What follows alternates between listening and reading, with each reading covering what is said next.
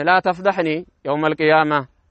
يوم لا ينفع مال ولا بنون إلا من أتى الله بقلب سليم يا كان الله سبحانه وتعالى فيت من قوم بتيون أو كان نعم لا ينفع فيه مال ولا بنون هبت نبرة أيتكمم لجوشم أيتكمم يا الله سبحانه وتعالى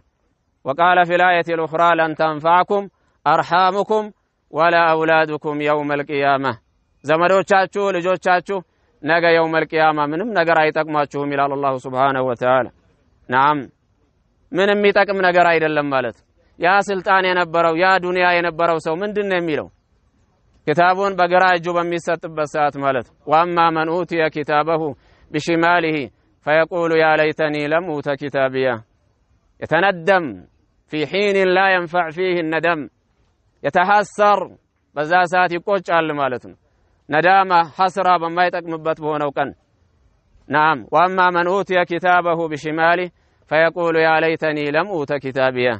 ولم أدري ما حسابيه يا ليتها كانت القاضية ما أغنى عني ماليه نبرتي من مالتك من ينبلون يميلون مالت ما أغنى عني ماليه هلك عني سلطانيه سلطاني كان يتوقد بلو إلى المالت لا ماله نفعه ولا سلطانه أغنى منه شيئا ምንም የተቀመው ነገር የለም ማለት ስለዚህ አንድ ሰው በዱንያው ሊታለል አይገባም ዱንያ ቢኖረው በስልጣኑ ሊሸወድ ሊመካ አይገባም ስልጣን ቢኖረው እኛን ከፍና ዝቅ ሊያደርገን የሚችለው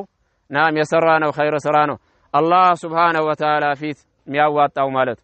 ቀባሪዎች ቀብረው በሚሄዱበት ሰዓት ረሱል አለይሂ ሰላቱ ሰላም እንዳሉት ያ ሰው ጥሩ ሰው ከሆነ ስራው በጥሩ ተመስሎ ይመጣለታል አሉ አለባበሱ የሚያምር የሆነ ገጽታ ያለው ማዕዛው ራሱ ጥሩ የሆነ በዛ ሰዓት ሰውየው ምንድነው የሚለው فمن أنت فوجهك الوجه الذي يجيء بالخير فيقول له أنا عملك الصالح مدفوع كونس يأتيه ماذا بصورة قبيحة منتن الريح كريه المنظر فيقول له من أنت فوجهك الوجه الذي يجيء بالشر فيقول أنا عملك السيء إني أنت مدفوع سراهنين ስለዚህ ጭርታን የሚያስወግደው ከቀብርም ጀምሮ ስራጥንም የሚያሻግረው አላህ Subhanahu Wa Ta'ala ፊት ቀርበን ከራማ የምናገኝበት ነገር ቢኖር ያ የምንሰራው የሆነው ስራ ነው ማለት ነው ስለዚህ ነዳማ ከመምጣቱ በፊት በተለይ እንደዚህ አይነት ነገር በመናይበት ሰዓት ውስጣችንን ሊገባ ሊመክረን ይገባል ማለት ቀደምቶቻችን ምን አይነት ሐል ነበራቸው ያخوان የሆነ መቅበራ ከሄዱ የሆነ ሰው ከቀበሩ ለተወሰነ ጊዜ ከሰው ጋር መነጋገር ራሱ የሚደብራቸው ማለት የቀብርን ሐል አይተው ሲመለሱ ማለት ዛሬ እኮ እዛው ቀብር ላይ ሆኖ ራሱ ስለ ዱንያ ነው ሰው የሚያወራው እዛው ቀብር ቦታ ላይ ራሱ ሆኖ የሚቀላለጥ ስንት አለ የሚሳሳቅ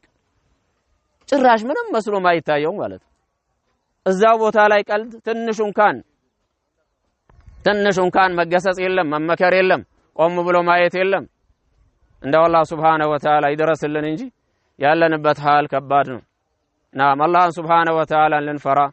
ቀልባችን እንደዚህ አይነት ነገር በሚያይበት ሰዓት ሊለሰልስ ይገባል ማለት በየጊዜው ከናታችን ወጥ ከወጣን ጊዜ ጀምሮ ወደ ቀብር ነው ሪህላ ያደረገን ያለነው ወደድክም ጠላህም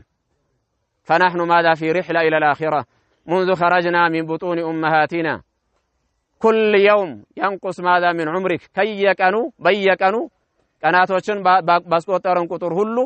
ያኔ እድሜያችን እየቀነሰ ነው የሚሄደው ማለት ያኔ የልጅነት ጊዜ አልፈ ወጣት ትሆናለህ የወጣትነት ጊዜ አልፎ ጎልማሳ ትሆናለህ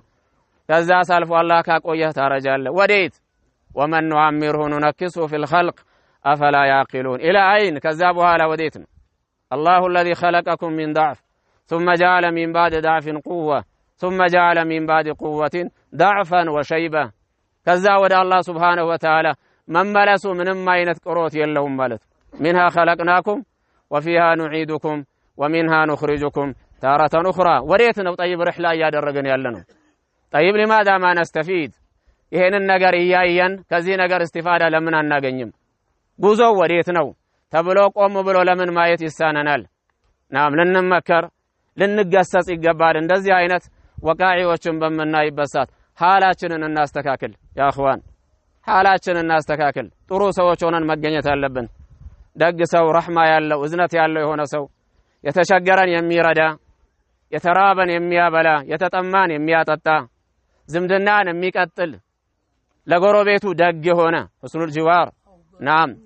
ያንን ነው ስራ መስራት ለኩም በዛ ላይ ነው ጥንካሬ ሊኖረን የሚገባው ማለት ኸይር ስራ በመስራት ራሳችንን ልናስተካክል ሐላችንን ልናስተካክል ይገባል ያ اخوان ናም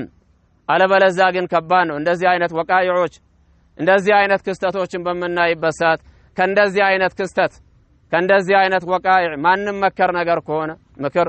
ማናገኝ ነገር ከሆነ ራሳችንን ማንለውጥ ነገር ከሆነ ናም ይሄ አደጋ ሊሆን ይችላል ማለት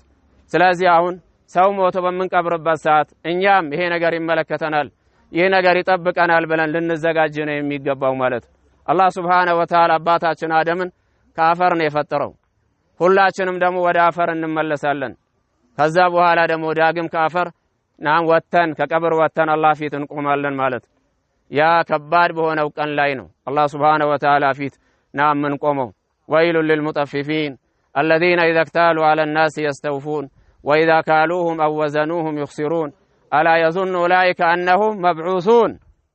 የሚቀሰቀሱ መሆኑን አይገምቱም እንደ ይላል አላህ Subhanahu Wa Ta'ala በዚህ ላይ የቂን ላይ ሆኑ ألا يظن أولئك أنهم مبعوثون ليوم عظيم كباد لهونو كان إلى الله سبحانه وتعالى يوم يقوم الناس لرب العالمين سوش الله سبحانه وتعالى فيت ميقوم بات يهونو كان بمن أينت حال لا يهونو ميقومت